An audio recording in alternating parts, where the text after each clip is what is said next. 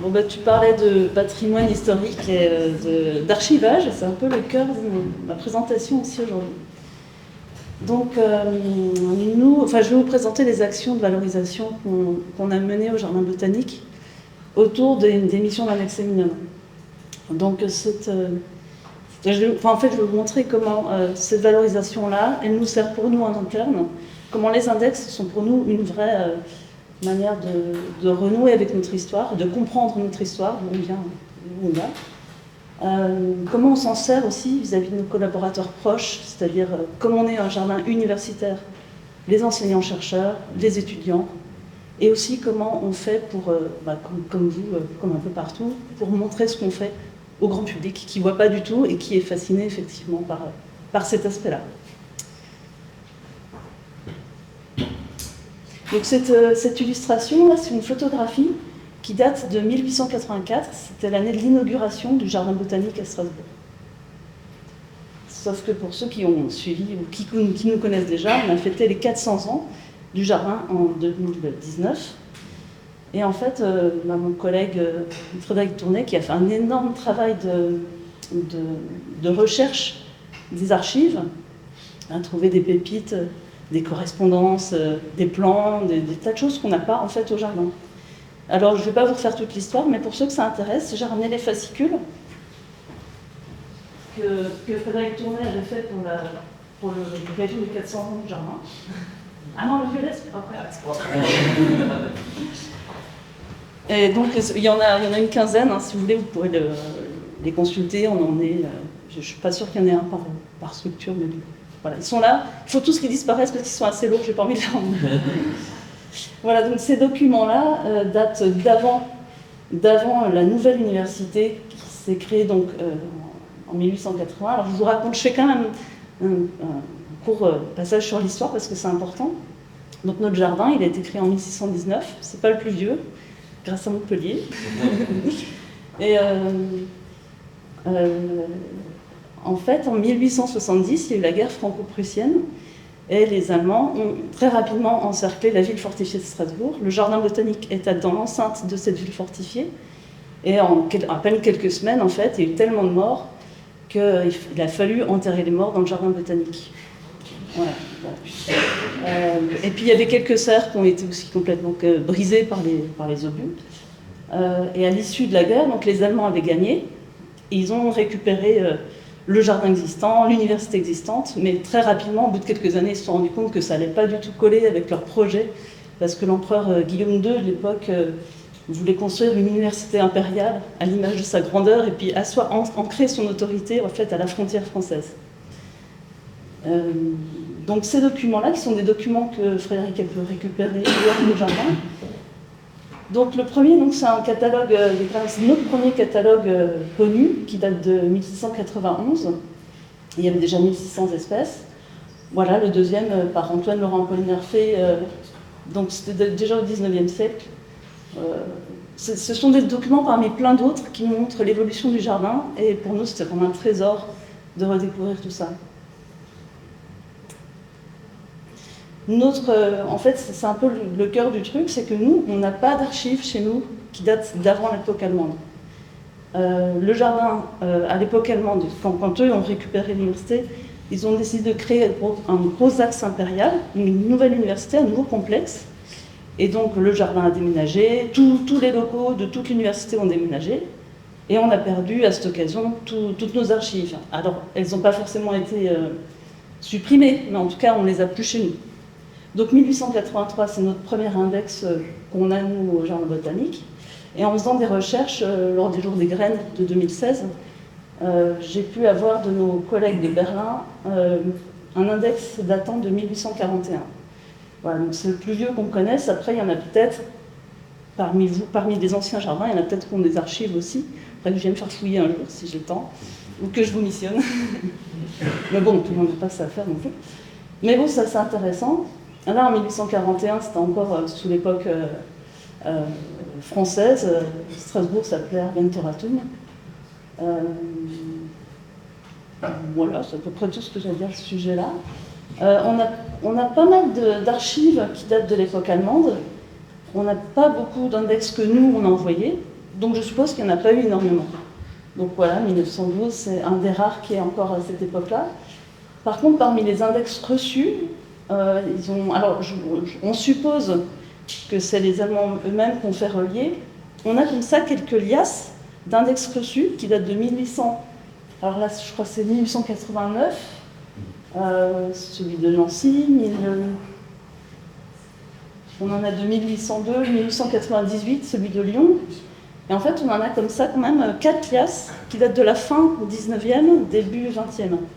1902, 1904, 1906, on a énormément d'archives de ces années-là. Et à partir de ce moment-là, en fait, je suppose que le jardin a conservé tous les index reçus et tous ceux qu'il envoyait aussi. Donc il y a des gros trous dans l'histoire.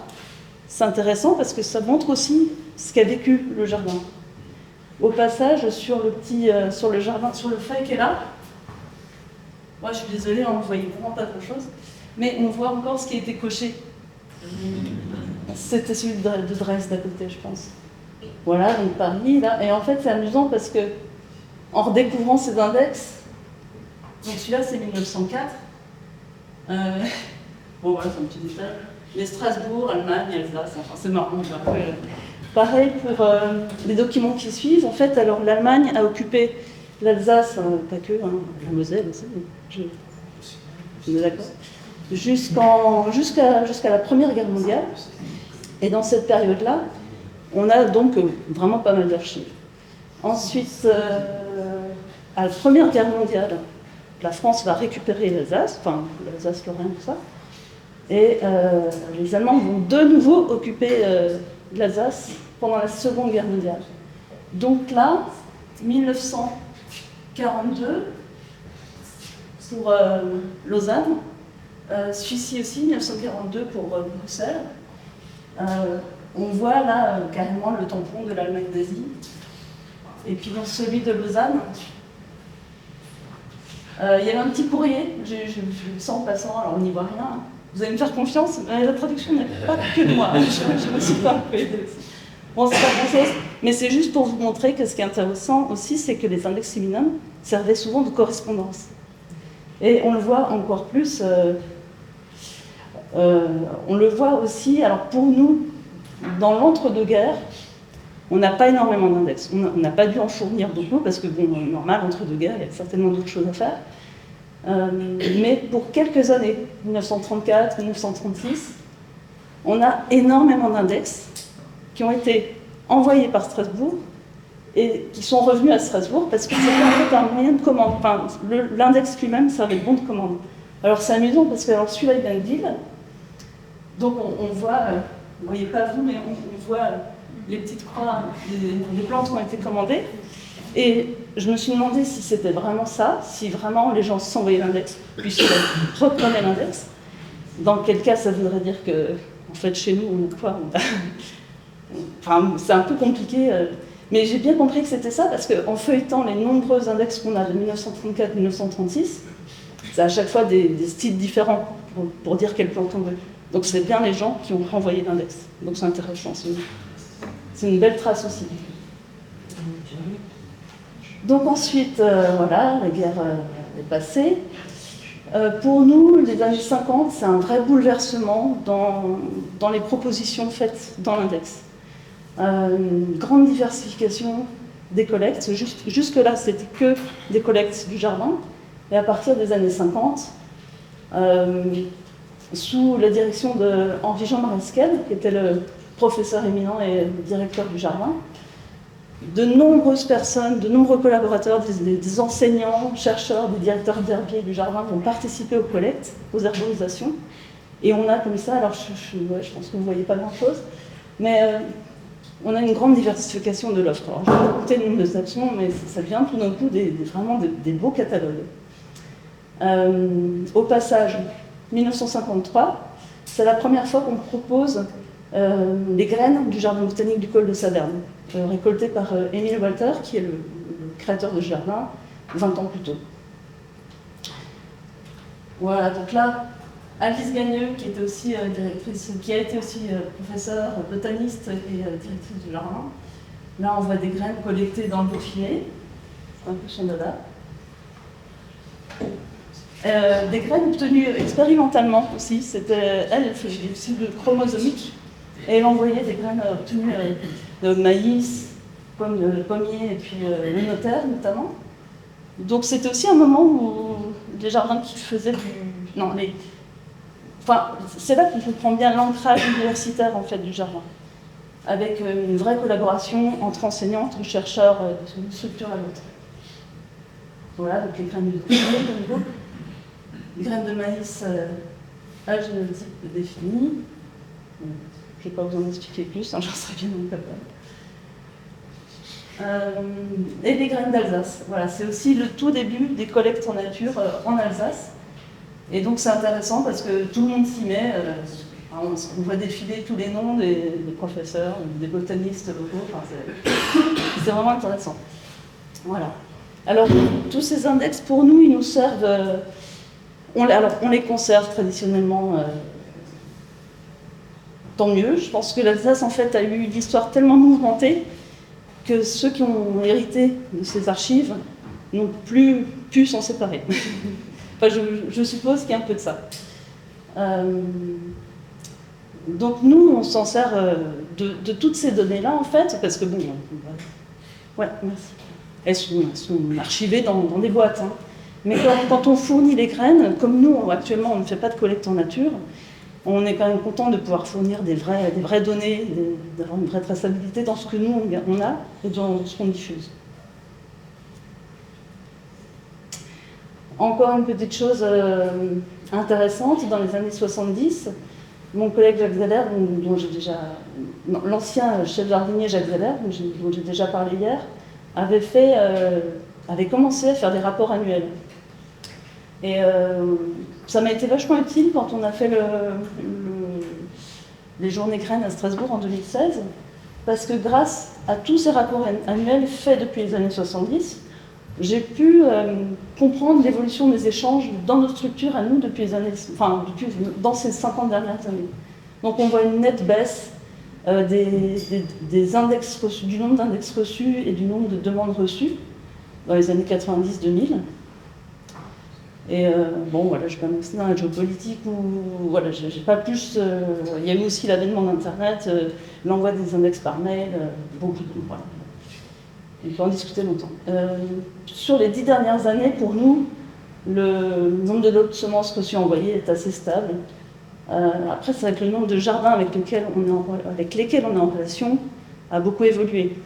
On est passé de 900 structures avant 2000, grosso modo, à 250, en moyenne 250 jardins avec lesquels on a soit un retour de demande, soit un envoi d'index. Voilà, on ne reçoit pas 250 index tous les ans. Enfin, bon, voilà, c'est un ensemble. Donc on voit que ces interactions... Alors là, ça comprend les demandes, le nombre de demandes qu'on reçoit ou d'index qu'on reçoit chaque année. Donc les nombres que vous voyez là, 9 en Russie par exemple, c'est 9 index ou demandes.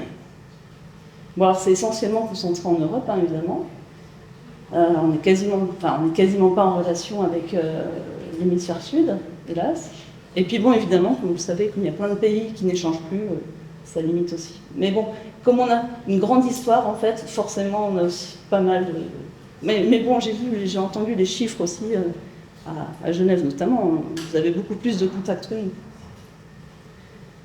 Voilà, donc je vais essayer de passer un peu vite fait sur les actions qu'on mène vis-à-vis de nos collaborateurs enseignants. Donc, c'est vrai que, comme tu disais, Sébastien, on fournit des graines, nous, aux enseignants-chercheurs, depuis quelques années, quand ils nous le demandent. On est particulièrement en relation avec le laboratoire Imageville Environnement, le livre qui a fait cette publication. Et on ne leur fournit pas beaucoup de graines, mais quand on leur fournit, ils gardent la trace, eux, des jardins qui nous ont donné les graines. Mais c'est vrai que je pense qu'il y a un travail qu'on devra faire pour que moi, je dise, attention, tous ces noms-là, je les note, et on les veut dans les remerciements. Donc ça, c'est un extrait d'une publication que je vais joindre cette année à l'Index Seminum, et qui portait sur le Caerphilum, le Hirsutum, en l'occurrence.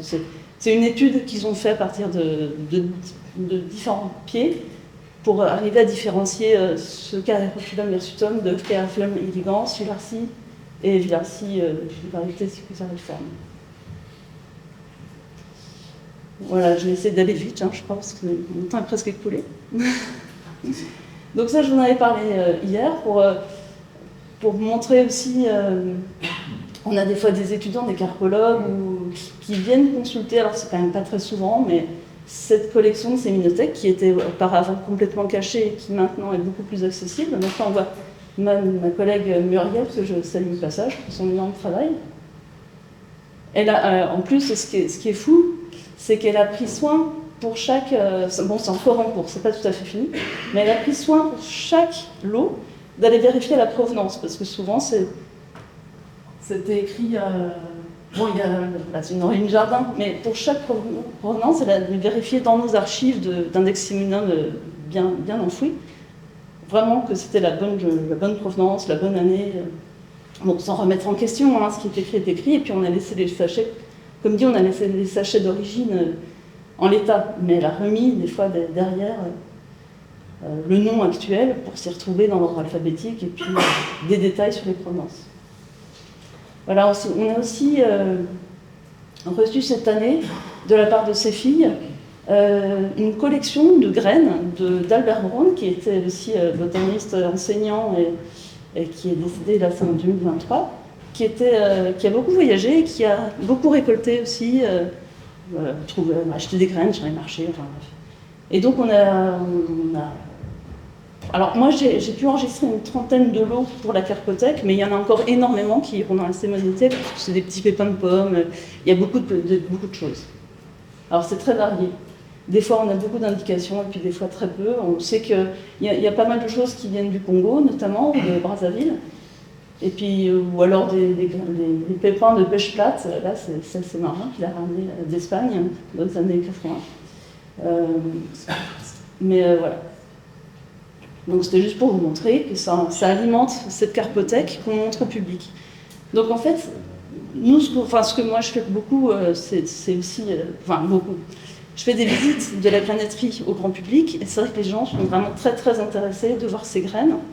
Alors ils ne manipulent pas les lots un peu historiques comme les Rhingium là-bas qui datent de 1943, mais on a toute une collection de graines qu'on trouve dans le jardin facilement, qu'on a pu accumuler, qui sont manipulables. Ça leur permet de comprendre les stratégies, la diversité. Enfin bref, voilà, ça leur permet de comprendre beaucoup de choses sur les graines, et c'est un bon support pour approcher nos missions. Voilà, ça c'est un sac en graines que j'avais trouvé au pied d'une benne à vêtements. J'étais très contente. Voilà, ça alimente un petit peu la collection et ça permet de voir d'autres choses. J'ai bientôt fini. Alors il y a aussi dans nos locaux cette vieille map monde qui date manifestement d'après la Seconde Guerre mondiale, mais d'avant les années 70, et qui témoigne des échanges qu'on avait à cette époque. Donc il y a des petites punaises, des pingouins partout. Alors c'est essentiellement en Europe, hein, bien sûr, mais il y en a quand même à des endroits où je sais qu'on n'a plus du tout de contact. Et moi j'aimerais bien, pour la granaiterie, refaire une belle carte pour montrer les échanges, mais avec un petit côté aussi évolution. On voit l'évolution des échanges juste avec la carte, mais bon, c'est encore en cours. Voilà, et enfin pour finir, on a fait depuis 2024, ma collègue Shirin Khalili, qui est la responsable médiation culturelle et scientifique à l'université, enfin à la faculté des sciences de la vie, pardon, a fait ce projet Florilège pour mettre en valeur les collections patrimoniales de l'université, parce qu'on en a aussi, il n'y a pas que la carpothèque, il y a énormément de choses. Il y a notamment des fruits en alcool ou des fruits secs, des vieux outils, je crois qu'il y en a 3500, enfin, en fait c'est des collections qui sont complètement cachées, comme les modèles Brendel, j'ai vu que vous en aviez aussi à Nancy, les modèles Brendel qui datent de fin 19e, voilà, des modèles de fleurs qui s'ouvrent, enfin bref, c'est super pédagogique, mais c'est super caché aussi. Il n'y a qu'une poignée d'étudiants qui ont accès à une partie de cette collection. Donc pour mettre en valeur, pour montrer au grand public, et puis pour faire travailler les étudiants aussi, parce qu'elle a beaucoup travaillé en relation avec les étudiants, elle a créé elle a fait en sorte ce projet qui s'est déroulé en plusieurs temps, en plusieurs événements, des expositions, des visites, des ateliers. Les étudiants, là, comme par exemple le Master Plongée à Strasbourg, ont pu faire des ateliers. Il y a eu des visites guidées. Les modèles, les planches, on en a 300, je crois, 300 planches allemandes et françaises qui datent de la fin du 19e, début 20e aussi. Voilà, pour servir de support d'exposition. L'herbier, pour le coup, c'est vraiment l'herbier de l'université, celui qui compte 570 000 planches. Grâce à la numérisation qui a été faite au Muséum national d'histoire naturelle, on a pu montrer une belle partie, on a pu faire beaucoup de reproductions en fait, de ces planches d'herbier historiques et parfois vraiment magnifiques. Et c'était l'occasion de faire des ateliers avec des familles. Voilà. Donc là, c'est ma collègue tout à gauche, notre collègue Gisèle Anarchipov, qui vient de partir en retraite et qui a fait un travail énorme avec l'herbier. Voilà, donc on a aussi des modèles de champignons en plâtre. Donc à chaque fois, en fait, les illustrations ont été faites par des étudiants. Donc vous l'avez ici, voilà. Voilà. Je vous ai ramené aussi quelques catalogues. Burundi, c'est un travail collaboratif, hein. C'est pas que super scientifique. Ils sont venus dans la graniterie et ils ont voulu aussi prendre des échantillons. Ils ont photographié des échantillons de graines, on a discuté et tout. Ils n'ont pas bien compris que ce qui était en carpothèque, on ne le réutilisait pas pour le semer, parce que je crois qu'ils disent ça à un moment. Mais c'est pas grave, c'est un détail. Et puis enfin, dernière chose, cette année, on a fait une exposition sur les échantillons de bois, donc sur la xylothèque, pour mettre en valeur aussi ce patrimoine que personne ne voit, à part la poignée de gens qui viennent en visite 3 ou 4 fois par an. Et c'était de nouveau un travail collaboratif avec la ville, avec des artistes, des artisans en haut là, auxquels on a fourni des morceaux de long bois quand on les abat et qui font des trucs incroyables avec. C'était aussi l'occasion de faire des visites guidées dans l'arboretum. Voilà, j'ai fait le tour. J'espère que j'ai pas été trop longue ou trop rapide. Merci.